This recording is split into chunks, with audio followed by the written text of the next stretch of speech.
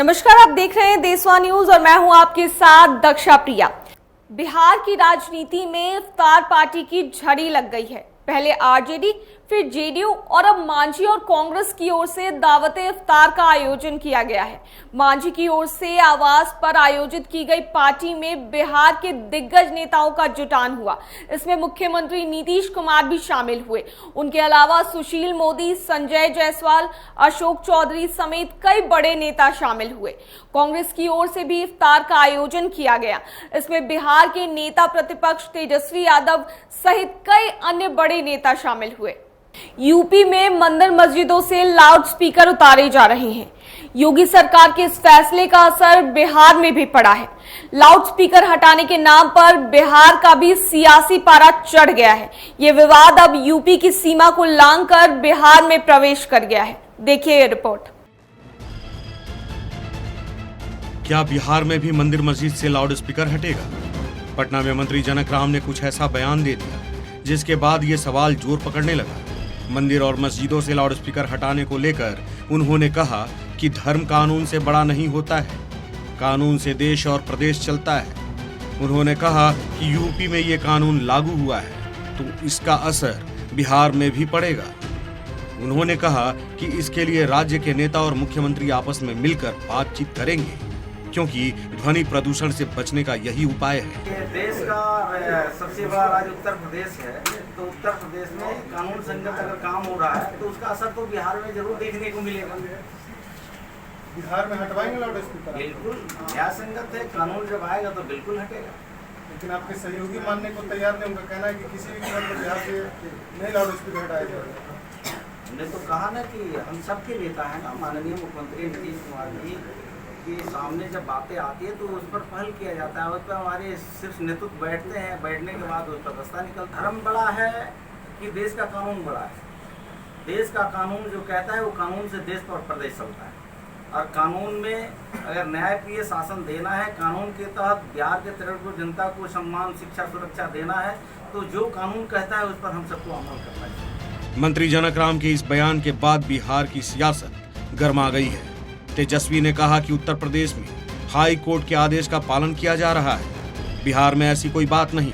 सरकार अगर ऐसा कोई निर्णय या प्रस्ताव लाती है उसके बाद वो प्रतिक्रिया देगी। अब बिहार में ये विषय आया नहीं है।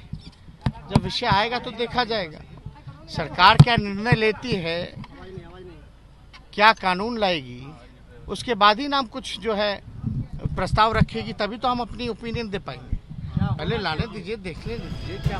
मंत्री जनक राम के बयान पर भवन निर्माण मंत्री अशोक चौधरी ने कहा कि हमारे यहाँ लाउड स्पीकर को लेकर कोई समस्या नहीं है। जहाँ परेशानियाँ है वहाँ लोग इसको देख रहे हैं। जहाँ समस्या है वहाँ लोग अपना एड्रेस कर रहे हैं। हमारे यहाँ तो कोई समस्या है नहीं।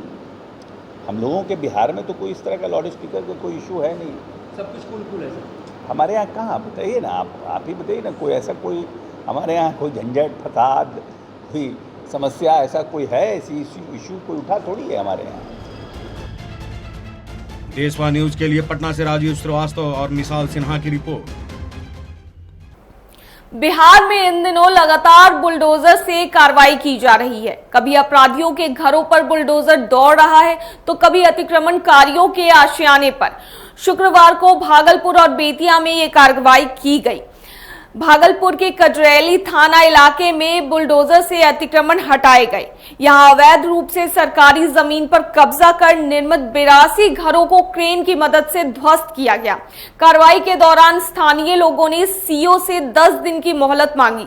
हालांकि सीओ ने मोहलत देने से इनकार कर दिया। उन्होंने कहा कि नोटिस पहले ही जारी कर दिया गया था, कई दिनों की मोहलत भी दी गई थी। उन्होंने खुद माइकिंग कर अतिक्रमण हटाने के निर्देश दिए थे, बावजूद के अतिक्रमण नहीं हटाए गए। बगहा में भी लंबे समय से नोटिस के बावजूद सरकारी जमीन खाली नहीं करने वाले अतिक्रमणकारियों पर प्रशासन ने बुलडोजर चलाया है। करीब 140 घरों को ध्वस्त कर जमीन को अतिक्रमण मुक्त कराया गया। बता दें कि जल संसाधन विभाग ने बनाए हुए भवन पर भी इन लोगों ने अवैध रूप से कब्जा किया था। इंदिरा आवास हम लोग को बना के दिया है, वहाँ से बुला करके दिया है। जमीन नहीं था, हम लोग को बसाया है। अभी उजाड़ रहे हैं। अभी भी पुराना घर है, पुराना इंदिरा आवास दिया, दोबारा भी दिया है सर। पुराना वाला बचा है, अभी भी 2-4 गो है। धूप में न जगह है न जमीन है, जगह भी दिया रहता तो हम लोग चले जाते हैं। जगह जमीन कुछ नहीं सर का हो जाएगा।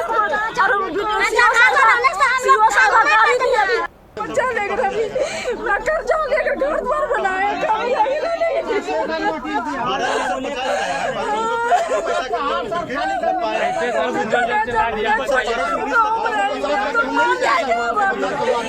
ये गंडक कॉलोनी को पुलिस लाइन बनाने के लिए अतिक्रमण मुक्त कराना जरूरी था और सबको 1 साल से ज़्यादा का लगभग नोटिस भी दिया जा चुका था और उसी क्रम में आज हम लोग ये अतिक्रमण खाली करा रहे हैं।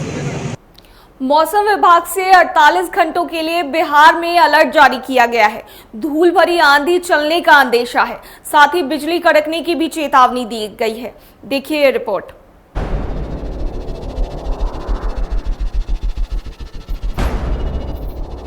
बिहार में एक बार फिर मौसम में बदलाव की संभावना है। मौसम विभाग ने जिलों को बड़े बदलाव की संभावना को लेकर अलर्ट कर दिया है। धूल भरी आंधी चलने का अंदेशा है, साथ ही बिजली कड़कने की भी चेतावनी दी गई है। यह अलर्ट 48 घंटों के लिए किया गया है।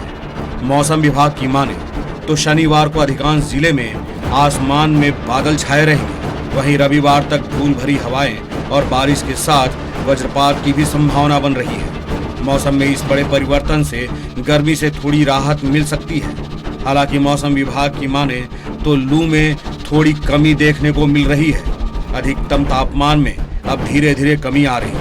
हालांकि नवादा, औरंगाबाद, गया, बांका, जमुई, पटना सहित 10 से अधिक शहरों का अधिकतम तापमान 40 से पार रहा। इससे पहले बिहार में गर्मी ने अपना प्रचंड रूप दिखा दिया है। फिलहाल राज्य का अधिकतम तापमान 44.7 डिग्री पहुंच गया है। बक्सर में यह तापमान रिकॉर्ड किया गया है। मौसम में परिवर्तन नहीं होने से पारा 45 पार भी जा सकता है।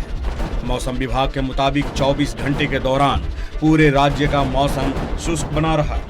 राज्य पूरी तरह से गर्म बना रहा। दक्षिण बिहार में लगातार लू का प्रकोप बना हुआ है। मौसम विभाग के मुताबिक शनिवार को राज्य के उत्तरी एवं पूर्वी क्षेत्रों में आकाश में बादल छाए रहेंगे और कुछ स्थानों पर हल्की सी मध्यम वर्षा और वज्रपात की पूरी संभावना है। रविवार 1 मई तक दक्षिण पश्चिम के कुछ जिलों को छोड़कर पूरे राज्य में वर्षा, धूल भरी आंधी के साथ वज्रपात की संभावना बन रही है।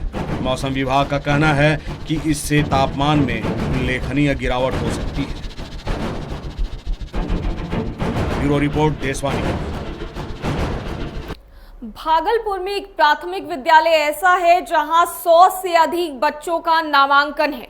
बड़ी संख्या में बच्चे भी पढ़ने आते हैं, लेकिन उन बच्चों को पढ़ाने का जिम्मा सिर्फ एक शिक्षक को दिया गया है। भवन भी ऐसा मानो किसी हादसे का इंतजार कर रहा हो। देखिए ये रिपोर्ट।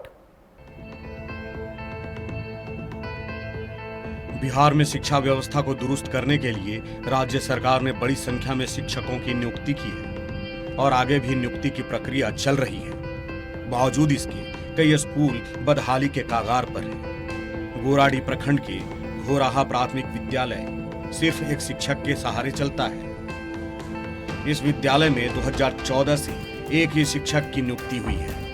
उन्हीं पर इस स्कूल की जिम्मेदारी है। 160 बच्चों को शिक्षित करने का जिम्मा वो अकेले उठा रहे हैं। यही नहीं, यहाँ बदहाली का आलम यह है कि एक कमरे में और बरामदे में 1ली से 5वीं तक की क्लास चलती है। भवन भी काफी जर्जर हालत में है, जिसको देखकर आप सहज अनुमान लगा सकते हैं कि हादसा कभी भी हो सकता है। 5वां क्लास में और कौन कौन क्लास का बच्चा साथ में पढ़ता है? चौथा, तीसरा, पहला, दूसरा। पहला, दूसरा। पर सर पढ़ाते हैं, कुछ समझ में आता है? हाँ। क्या? सब चीज। क्या बनना चाहती हो? क्या बनना चाहती हो? प्राथमिक विद्यालय है, 1 से 5वीं तक की पढ़ाई होती है।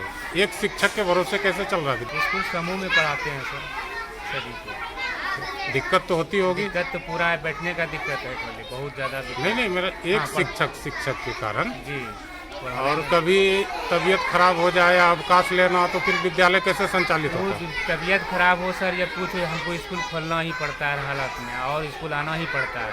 कई बार ऐसा भी हुआ है कि मेरा तबीयत बुखार यहीं डॉक्टर को दवाई देता है, यहीं विद्यार्थी के साथ। तो विभाग को इसकी सूचना दिए हैं? विभाग तो बार चेकिंग में आते हैं और हम भी एप्लीकेशन देके दरखास्त देके देते हैं। कितने दिन से ऐसी स्थिति है? ऐसे तो हम सर 2014 से देख रहे हैं। 2014 से ही एक शिक्षक? एक कल शिक्षक है सर। भवन पूरी तरह से जर्जर है, कब से ऐसा है?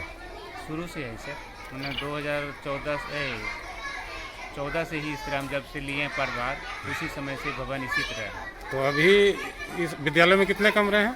विद्यालय में से 3 कमरे हैं। 3 कमरे में 2 कमरे जर्जर अवस्था में है, एक जो आधा भी जर्जर उसमें भी पढ़ा रहे हैं, एक ही वो भी जर्जर है? जर्जर है। एक बरंडा भी एकदम फर्श एकदम चूर हो गया है। ये रसोई घर? रसोई घर तो कोरोना के काल जो आंधी वही थी, कौन झंझावत, उसी में सब उड़ के खत्म हो गया।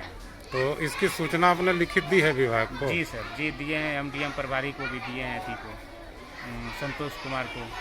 तो ये तो मजबूरी बस तो बरामदे पे बच्चे को पढ़ा रहे हैं। और समय पर यही होता है कि सर हम समय पर एप्लीकेशन स्कूल छोड़ के कहीं जाना नहीं पड़ता है, समय पर स्कूल आते हैं, समय पर जाते हैं, बस समय मेरा लॉस हो जाता है कि नहीं जा पाते हैं।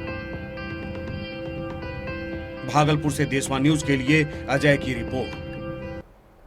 देशवा न्यूज में फिलहाल के लिए इतना ही। मुझे दीजिए इजाजत। अगर अभी तक आपने हमारे चैनल को सब्सक्राइब नहीं किया है तो हमारे चैनल को सब्सक्राइब कर लें, साथ ही हमारे फेसबुक पेज को भी लाइक करें और हमें ट्विटर और इंस्टाग्राम पर भी फॉलो करें। धन्यवाद।